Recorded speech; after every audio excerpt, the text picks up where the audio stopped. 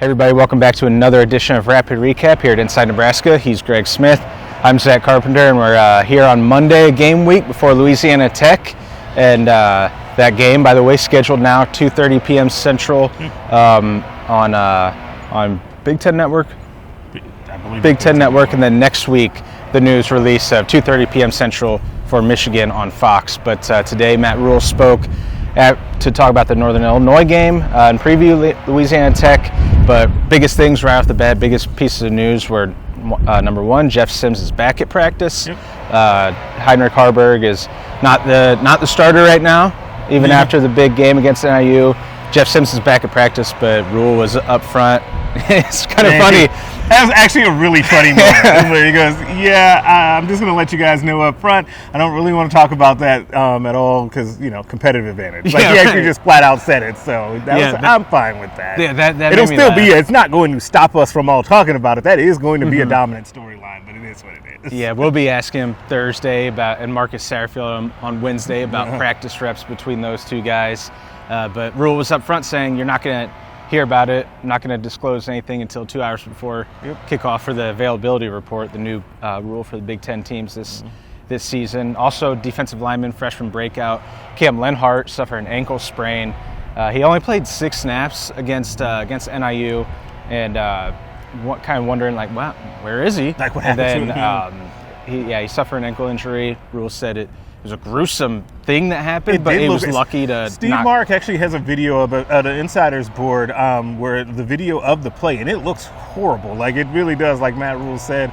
But it sounds like he's going to be back at practice tomorrow, so knock on wood on that one. He probably got pretty lucky there. And even if he's not back at practice, if he misses some time, at least it's not a long-term injury for one of the biggest bright spots of this entire team throughout the season so far. Blaise Gunnerson also had a shoulder, got his shoulder banged up after 8 snaps against NIU, but doesn't sound like anything serious there. Nope. Both of those two guys were in the top 4 in each of the first 2 games in the defensive line rotation, snaps-wise and impact-wise.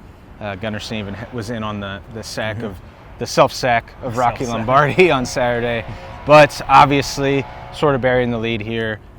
The Rhule announced season-ending injuries to freshman cornerback Dwight Boodle, but also starting running back Gabe Ervin and number 2 running back Rahmir Johnson. Yeah, both of which played at least early in that game, the majority of the snaps at running back. I feel like Rahmir got the start. They both kind of shared time. Gabe Ervin actually scored a touchdown in that game. Yeah. He spoke with media after the game in which he talked, and he said he was fine. And just so to hear that, I think Rhule said he had a hip issue, right? And he was kind of spotted during the game. It dislocated his hip. Like, he was spotted during the game kind of rubbing that area, and people were like, oh man, it probably won't be too bad. And then to hear that, that's really tough. But I think that as Rhule kind of talked about as well, and you could honestly hear it in Matt Rhule's voice, he was really gutted over Rahmir Johnson, like in particular, because he's a senior, because he does things does all the right things, and has been a great teammate for his time, and has been through so much as a Husker. To have it kind of end this way is really difficult, but it's going to be next man up mentality. And now a guy that we've talked about a lot for various reasons, Anthony Grant, Matt Rhule said his time is now. Yep, I mean, the point you made, I mean, he was very emotional. I think Rhule was talking about those two guys. Like, he looked like he was holding back maybe some tears. I don't know. I know he's gotten really close with Gabe, and it's been obviously we've talked about him all offseason. Rahmir, same way. So two crushing blows for the running back room. Ervin, like you said, dislocated hip is requiring surgery. A dislocated shoulder for Rahmir Johnson that requires surgery. Also a shoulder injury for Dwight Boodle. But like you said, Anthony Grant, Rhule said it's his show now. It was his show last year, so it's his time. He had some extra thoughts on Grant that he said, I don't know if he necessarily went through anything. People were saying he was in the doghouse. And it's like, seemed like he was in the doghouse after the Minnesota fumble. But he talked a little bit about that today. Yeah, he did. He talked about how, he went to Anthony after that game and said, listen, if you practice well, after the Colorado game, if you practice well this week going into NIU, you're going to play. He said he practiced well last week. He played in this game, and he had some nice runs. You can see kind of why he was so productive last year, why fans kind of clamor to see Anthony Grant out there, because he just looks like a little bit different style of running back than the other guys that they have. He definitely has that make-you-miss ability. So I think excitement will actually be high for for seeing him. It's then what's happening behind him as now Emmett Johnson, young player out of Minnesota who was Mr. Minnesota in high school football up there his senior year. He's going to now be the number 2 on the depth chart, who the staff has been high on. And they've mentioned him unsolicited previously about how well he had been doing. And then true freshman Quentin Ives out of New Jersey. He's also now at number 3 on the depth chart, and we may see him in the game this Saturday as well. Yeah, and Anthony, I mean, he had 9 carries against Minnesota for 27 yards, and then the crucial fumble at the end, and he had not seen a snap from that around the 5-minute mark. Had not played a snap until about 12 minutes or so left in the second quarter against NIU. He came in there, though, and immediately 9-yard run, getting north and south instead of the east and west. That was an issue last year. And then he was actually the first running back on the field at the start of the third quarter for Nebraska, and he instantly took a handoff, went around the right side up the sideline. He lowered his shoulder and nearly knocked a NIU player out. He put likes him on. To lower the boom. He does. He got a little Harburg in him. How about that? That wound up being his detriment against Minnesota because he ran through the guy and then he didn't cover the football up, and that led to the fumble. But he played fast and physical. It's like he was out there. He's like, I'm not going to waste this opportunity, and he didn't. 7 carries for 46 yards and a touchdown against NIU to sort of salt the game away, sort of cherry on top touchdown. But now they're going to need that in the game's biggest moments, starting in the first half, as he'll be leading a running back room where the other 2 guys, Emmett Johnson and Quentin Ives, have not played a single snap at running back in college. I know Emmett is someone that Rhule was high on in the springs, talking to Rhule on the sidelines, talking about Emmett when he was kick returning. He really liked his vision, sort of his vision and his balance, and a little bit of toughness to say, I'm just going to run through between the tackles. But a lot to be known there, a lot of unknowns with him and with Ives, who's 6'2", 180. We were at the August 15th open practice, and I had my eyes on Quentin for a while, and I wrote up a bunch of my thoughts on at InsideNebraska.com back then and today when analyzing the new trio atop that room. And he's built, in my mind, a little bit like Latavius Murray, the old Raiders running back. He's tall, and but Ives still has a lot more room to put on some muscle and strength, and that might be where he only gets a minimal work if we see him against Louisiana Tech or the rest of the way. Yeah, I could see that. And the number one thing, though, the last thing I'll say on the running back thing is the biggest thing is how well does the offensive line help those guys out? This is where it would be great to have those guys truly come to work and help open up some lanes to ease those young running backs behind Grant into the game.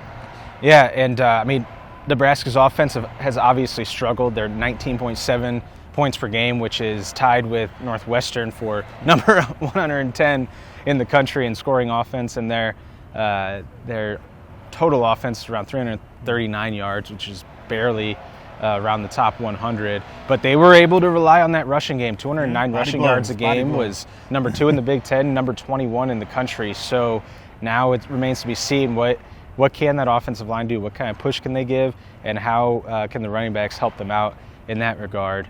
So there's the running back breakdown along the depth chart. Their new depth chart release for Louisiana Tech was also today, and wanted to pull out my phone and read a couple of the keynote changes so I don't forget. Sims still listed as the number 1 running back. Harburg and Purdy still backup quarterbacks. They were listed as oars. They were both listed as co-backups. So I thought they were listed as co-starters. Okay, maybe we all read that wrong. No, I'm glad you said that. He is Sims and Harburg are listed as co-starters. We might have to pause this video so I can edit that right here. But Sims and Harburg are listed as co-starters. You're right.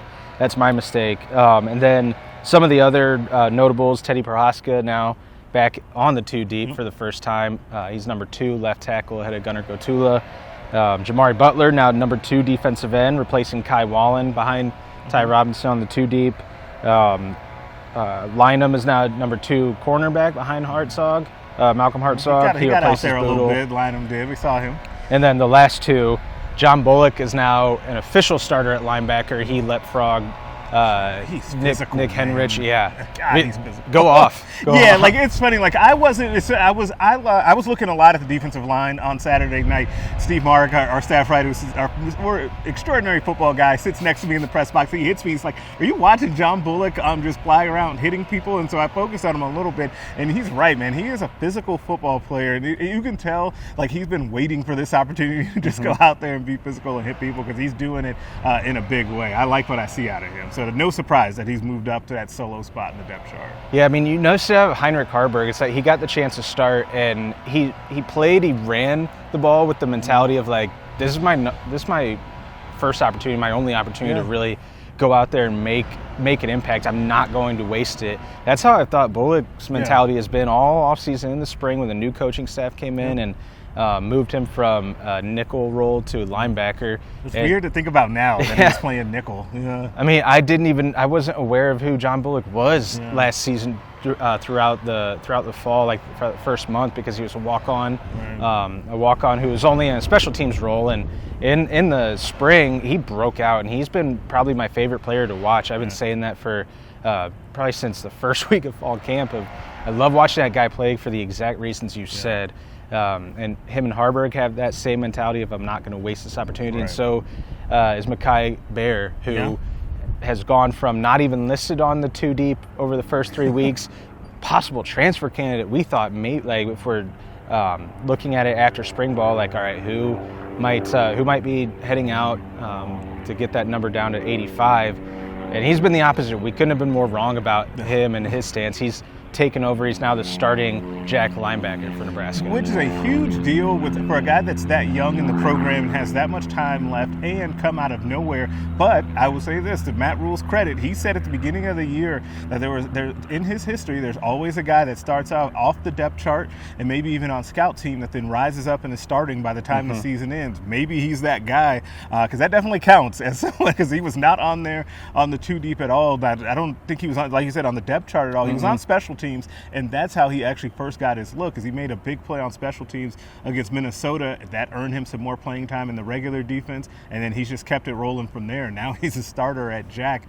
I guess next stop for him is black shirt in the future, right. I guess, right? I mean, I could see that happening if he's going to be a starter, and if they're handing out black shirts to the 11 starters, which is what the tradition was always supposed to represent.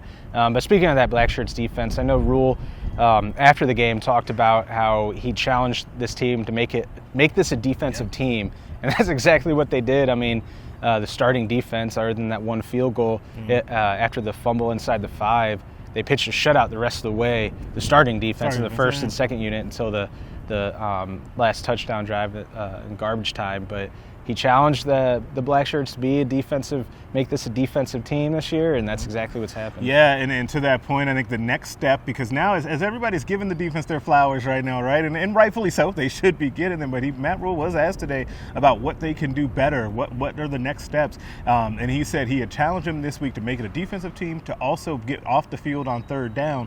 The next step is to get more pressure without blitzing, so more with just your traditional 4-man rush, and more importantly, take the ball away. He said there's still those plays out there where they can get their hands on balls. He said they're hitting people way too hard to not punch a couple out of there, which is true. I don't think have they forced a fumble yet this season? I don't believe they have. No. They've been close to getting more interceptions. That one behind us over there in the corner with Quentin Newsome when they all took off sprinting and then had to come back. That happened, but did not count. So getting more turnovers, getting more pressure with 4-man rush, those are the next steps that Matt Rhule wants to see from this defense.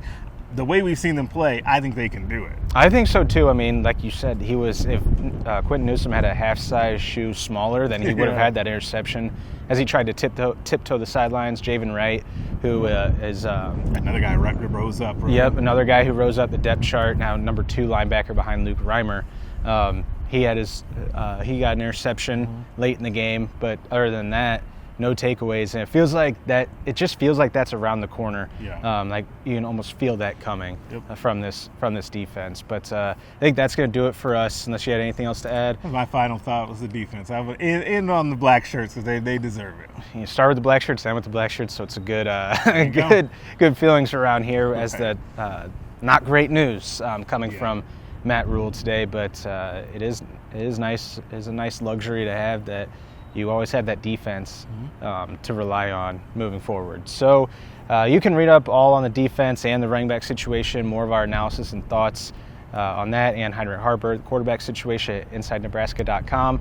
We'll be back out here tomorrow and Wednesday for players and for Satterfield and White. So make sure to like this video, subscribe to the YouTube channel, Inside Nebraska YouTube channel, so you can have these videos dropped directly into your feed. But until tomorrow, until later this week, for Greg Smith, I'm Zack Carpenter, and we'll catch you guys again next time.